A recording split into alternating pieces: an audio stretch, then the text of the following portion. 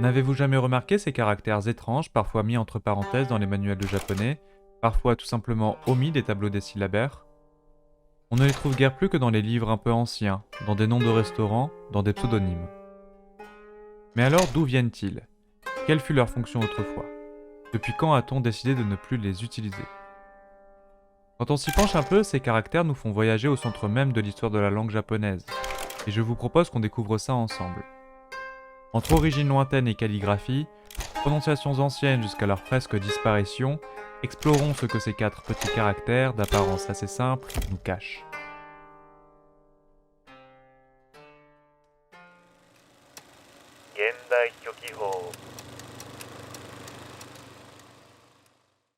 Le japonais se compose en trois systèmes d'écriture, les hiragana, les katakana et les kanji.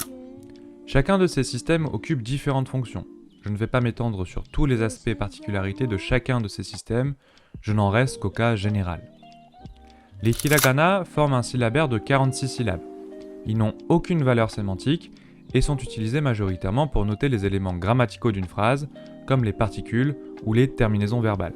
Les katakana, eux, forment un second syllabaire de 46 syllabes, les mêmes que les hiragana, mais servent dans la grande majorité des cas à retranscrire des noms étrangers n'étant pas présents dans la langue japonaise.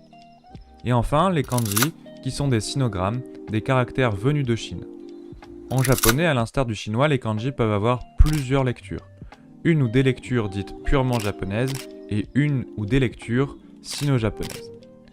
Ces deux types de lectures ont des fonctions différentes et des origines différentes, mais ce sera pour une autre vidéo. Il existe environ 50 000 kanji, mais seulement 2136 sont considérés utiles par le gouvernement et enseignés dans les écoles. Quoi qu'il en soit, les kanji ont tous été créés sous 4 principes. Les pictogrammes, qui imitent la forme de quelque chose, comme yama ou uma, sur lequel on voit bien les 4 pattes d'un cheval. Les indicateurs, exprimant un concept plus ou moins abstrait par un dessin ou un signe comme ue ou shita, montrant le dessus ou le dessous de quelque chose. Les sémantiques, c'est une combinaison simple de sinogrammes formant un sens nouveau, par exemple celui-ci, qui se combine de la personne et du caractère pour la parole, ce qui donne le sens de croire. Les idéophonogrammes, un procédé très productif dans la création de nouveaux kanji, représentant 80 à 90% de tous les kanji. Cela consiste en la combinaison d'une partie sémantique et d'une partie purement phonétique, comme pour le caractère de la fleur, hana, la partie du haut nous indiquant qu'il s'agit du champ sémantique des plantes, et le bas nous donnant une indication sur la potentielle lecture sino-japonaise, ici ka. Ainsi, on peut retrouver les trois systèmes d'écriture dans la même phrase, voire même, on peut en ajouter deux autres, l'alphabet latin et les chiffres arabes. Voici une phrase d'exemple. Kyou wa t-shatsu o 2 mai katta. On retrouve bien nos hiragana servant en fonction grammaticale, les katakana pour la retranscription du mot anglais shirt, accompagné du T en caractère latin, et les kanji pour le sens. Sans oublier le chiffre 2 pour la valeur numérique. Pour plus de détails sur les origines de l'écriture chinoise, je vous renvoie à l'excellente vidéo de montée de la chaîne Linguisticae à ce sujet.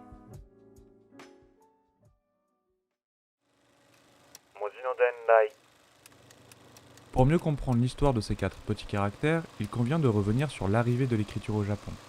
Même si l'arrivée de l'écriture est attestée dès le 1er siècle par le Kinjin, sur lequel est inscrit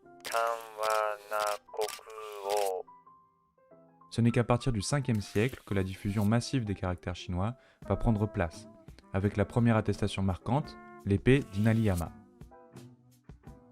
Avant l'arrivée des kanji sur l'archipel, la langue ne possédait pas de système d'écriture propre, ce n'était qu'une langue orale. Il convient aussi de garder en tête que, bien que les kanji soient arrivés sur l'archipel, leur diffusion et la retranscription systématique de la langue à l'écrit ne vont pas être immédiates. C'est un processus long et progressif. Il a d'abord fallu apprendre la langue qui utilisait ces caractères, c'est-à-dire le chinois classique. Une fois cet apprentissage fait, il faut mettre en application les connaissances apprises, et donc écrire en chinois classique. C'est ce qu'on appelle le kanbun, soit écrit en caractères des Han, les Han étant le peuple majoritaire de la Chine à cette époque. On appelle également hentai kanbun, soit écrit en caractères des Han à grammaire déviante, quand les règles de grammaire subissaient des adaptations ou modifications par rapport aux règles du chinois classique. On reparlera plus en détail dans une future vidéo de ce qu'est le kanbun et des différentes règles qui le composent. À ce stade de la langue, les kanji ne sont utilisés que pour leur fonction de retranscription purement phonétique, et pas du tout sémantique, en se basant sur la prononciation originelle du chinois médiéval. Cette façon de lire les kanji à la chinoise, développée à partir du 5e siècle, s'appelle onyomi. C'est ce qu'on appelle les phonogrammes. Par exemple, pour retranscrire le son K dans le Kojiki et le Nihon Shoki, les deux textes les plus anciens qui nous sont parvenus, écrits uniquement en phonogramme, on pouvait retrouver majoritairement cette syllabe retranscrite par ces caractères. Ce n'est que plus tard que l'on s'est mis à lire ces caractères à la japonaise, cette façon étant appelée kunyomi. C'est à ce moment que les japonais ont commencé, en quelque sorte, à traduire le chinois vers le japonais et à apposer un sens aux kanji pour les utiliser en tant que signifiants. C'est la naissance des sémantogrammes au Japon. Pour mieux comprendre, prenons un exemple tiré du Manyōshū, analysé par M. Antonov dans sa thèse, que je cite. Les deux premiers caractères chinois sont utilisés en tant que sémantogrammes, c'est-à-dire qu'ils sont utilisés de la même façon qu'ils le seraient en chinois. Ils correspondent au français celui-ci et peigne. Quant à leur lecture en japonais, c'est-à-dire en réalité leur traduction, elles ne nous sont pas indiquées par ces caractères chinois. Aussi, on est obligé de recourir aux lectures attestées aux époques suivantes dans les dictionnaires de caractères chinois-japonais ou bien aux lectures données dans les copies ultérieures. Quant à la transcription des mots ou parties de mots notés par des sémantogrammes, ils sont transcrits en bleu. La suite de ce vers illustre à la fois l'utilisation des sémantogrammes et celle des phonogrammes. Dans cette partie, les trois premiers caractères sont utilisés en tant que sémantogrammes, c'est-à-dire qu'ils étaient lus à l'aide des mots synonymes japonais, tandis que le quatrième est un phonogramme. Son sens éternel n'est pas pris en compte. Seule sa prononciation, to, pourra être utilisée pour noter tout mot ou partie de mot japonais qui contient cette syllabe. Le bloc suivant est entièrement noté en phonogramme. Tous les caractères y sont utilisés uniquement pour leur prononciation sino-japonaise et afin de noter un mot japonais. Il faudra attendre le 8e siècle pour que cette façon de noter le japonais soit réellement rendue systémique et utilisée ainsi. Tout le système que je viens de vous décrire s'appelle les Manyōgana. On peut donc dresser une typologie des Manyōgana.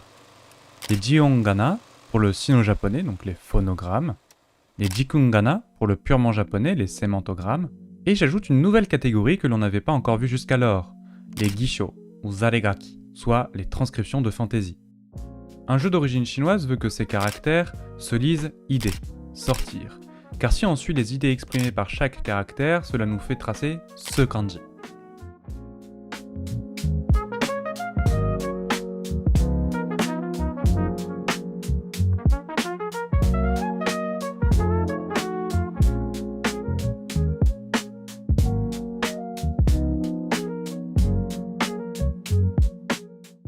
Ainsi, dans le Manyōshū, on peut lire Hiro ni ideba, hito shiri nu bei, soit si l'amour transparaît sur mon visage, les autres finiront par le découvrir. On voit ainsi une nouvelle façon d'écrire le japonais, par le jeu d'écriture, et on se rend compte par ce fait qu'un caractère ne correspond pas forcément à une syllabe, ce qui complexifie encore un peu plus le système d'écriture. On y arrive enfin. C'est à l'époque de Heian, le 8e siècle, que les vrais kana font leur apparition, même s'il y a toujours des recueils écrits en Manyōgana. Et même aujourd'hui encore d'ailleurs. Comme à l'époque de Heian, on utilise cette manière de transcrire de façon humoristique. Prenons l'expression de politesse yoroshiku. On peut la retranscrire avec ces 4 caractères, uniquement utilisés pour leur valeur phonétique. Yo, la nuit, ro, la rosée, shi, la mort, et ku, la souffrance. Hormis cet usage, on peut toujours croiser l'utilisation de cette retranscription dans des noms de restaurants ou de magasins. À partir du 8e siècle donc, on aperçoit peu à peu une forme d'homogénéité dans les Manyōgana. Un caractère correspond à un son. Ichiji, ichion. S'ajoute à cela une volonté de rompre avec le style kaisho, un style calligraphique standard avec de jolis caractères bien tracés, à un style plus simple et plus rapide à tracer. C'est ce qu'on appelle le fait de détruire le caractère. Ji-o kuzusu. C'est l'avènement du style cursif, donnant naissance aux Sōgana, des kanas en style cursif. Et c'est donc à ce moment-là, dès l'époque de Nara, que les caractères comme tsu, to et e, que l'on connaît aujourd'hui, sont attestés. Les Japonais vont continuer de détruire leurs caractères, et ce jusqu'à l'époque de Heian, donnant naissance aux hiragana, qui vont donc endosser 2 valeurs importantes. Une phonographique donc, uniquement pour le son, hyoan moji, et aucunement pour le sens. Mais aussi syllabique, c'est-à-dire qu'un caractère, à l'instar de l'alphabet latin, représente une syllabe à lui tout seul. Onsetsu moji. Une littérature à part entière va se développer à partir de cette époque, une écriture plus féminine, onnade, la main de femme s'opposant au otokode, les hommes écrivant de préférence en kanbun et avec des kanji, que l'on appelle aussi shinji, soit des caractères authentiques, opposés au kana, les caractères dits provisoires. C'est ce qui va permettre à Kino Tsurayuki de se faire passer pour une femme dans le Tosa Nikki. Otoko mo sunaru nikki toいうものを女もしてみむとてするなり. L'utilisation des hiragana par les femmes va permettre un épanouissement de la littérature féminine, la kana bungaku, et les kanji vont peu à peu être incorporés dans ces écrits. Cette façon d'écrire en alternant entre kanji et hiragana, le kanji hiragana majiribun, est exactement ce qu'on fait aujourd'hui en japonais. Sauf qu'aujourd'hui, comme on l'a vu en introduction, on utilise un autre système d'écriture, en plus des hiragana et des kanji. Les katakana signifiant caractère amputé ou incomplet. C'est en fait des parties de kanji que l'on a retirées, kanji à la base utilisé uniquement pour sa qualité phonétique. C'est à l'époque de Heian que l'on va d'abord s'en servir dans des textes bouddhiques en tant que kunten, pour aider à la lecture de ces textes écrits en chinois classique, puis également dans des dictionnaires. C'est à l'époque d'Edo que, comme l'utilisation que l'on en a aujourd'hui, on va se mettre à les utiliser pour retranscrire les mots d'emprunt, les interjections mimétiques. C'est ce qu'on appelle les textes mixtes. Kanji kana majiribun.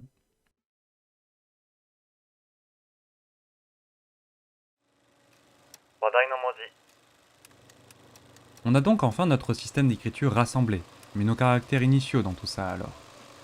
Comme on a pu le voir, les hiragana sont des déformations de kanji, d'une écriture standard, kaisho, à une écriture cursive, sousho. Ainsi, les hiragana qu'on a actuellement ont tous un ancêtre commun en kanji, comme vous pouvez le voir sur ce tableau. Il y a certains hiragana pour lesquels plusieurs thèses expliquent l'origine de tel ou tel hiragana, comme c'est le cas pour le tsu ou le n, qui seraient non pas dérivés de ces deux caractères, mais de ceux-ci. À garder en tête qu'à cette époque, différents hiragana sont utilisés comme pour les kanji auparavant, pour transcrire un seul et même son. On accordera plus d'importance à ce cas spécifique dans la troisième et dernière partie de ce triptyque. Quoi qu'il en soit, voici les origines de ces deux hiragana, venant respectivement de ces deux kanji. On voit très bien la volonté de ne les écrire qu'en un seul et même trait, supprimant le surplus des autres, ne laissant place qu'à une vague idée du kanji de départ. Et enfin, voici les origines des katakana actuels. De même que pour les hiragana, il y a plusieurs thèses qui affirment que ce kanji, qui est une autre forme de celui-ci, serait l'origine de kie. Ou alors c'est deux kanji pour tsu et le kanji de l'arc pour yu. Pour nos deux autres katakana, ils ne dérogent pas à la règle et sont amputés de ces kanji. Petit fun fact, le trait d'allongement qu'on utilise avec nos katakana viendrait de la partie droite du kanji de hiku, qui veut dire tirer, comme si on tirait notre voyelle pour l'allonger. Ainsi, en plongeant dans l'histoire des caractères japonais disparus, nous découvrons un fascinant voyage à travers le développement de l'écriture au Japon. Depuis l'introduction des kanji chinois jusqu'à la naissance des hiragana et des katakana, chaque étape révèle une évolution complexe et riche en subtilités. Ces caractères, aujourd'hui oubliés ou réservés à des usages spécifiques, témoignent d'une époque où l'écriture était en pleine transformation entre influences étrangères et adaptations locales. Finalement, ces quatre petits caractères, bien que méconnus, incarnent une partie essentielle du patrimoine linguistique japonais. Mais tout cela n'explique pas vraiment pourquoi il y avait deux caractères supplémentaires dans chacun des syllabaires, ni pourquoi ont-ils été supprimés par la suite. Tout cela, je vous le réserve pour les deux prochaines vidéos qui expliqueront en détail ces raisons. Je vous remercie du fond du cœur d'être resté jusqu'à la fin. Je voulais tout particulièrement remercier Taos pour sa calligraphie. Allez voir son travail, c'est excellent. Il a développé une application pour apprendre les kanji et d'autres super fonctions sont disponibles sur celle-ci.